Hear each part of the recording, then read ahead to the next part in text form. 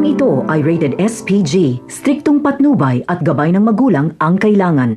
Noong makita ni Rigor si Marites at Ramon ay inuna niyang barilin si Ramon dahil hindi naman umano banta si Marites dahil mahina ito.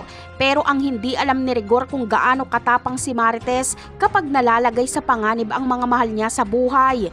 Nagawang patay ni Marites noon si Olga, mailigtas lang si Tanggol. At nailigtas din ni Marites si Tanggol at Ramon laban sa mga tauhan ni Pilar. Dagdag pa dito ay nagawang barilin ni Marites si Pilar, mailigtas niya lang si Tinding. At ngayong nalagay na naman sa alanganin ng buhay ni Ramon ay matutunghayan ni Rigor ang hindi niya inaasahan kay Marites dahil dadampot na naman ang baril si Marites at babarilin niya si Rigor. Kaya ito na ang ganti ni Marites sa lahat ng pasakit sa kanya ni Rigor dahil siya ang tatapos kay Rigor. Samantala, sa kabila ng maraming tama ay buhay pa si Ramon. Aakayin siya ni Marites at Tanggol papunta sa kagubatan sa likod ng mansyon.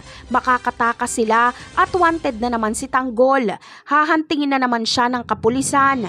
Ngunit saan kaya pupunta sila Tanggol? Saan sila magtatago? Gayong iniwan na sila nila Divina.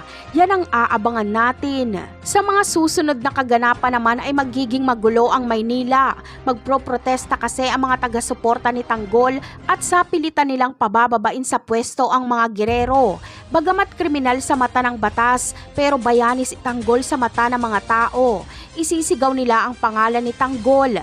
Alam kasi nilang si Tanggol ang nanalo at nadaya lang ito. Napakarami pa nating dapat abangan sa mga susunod na episode.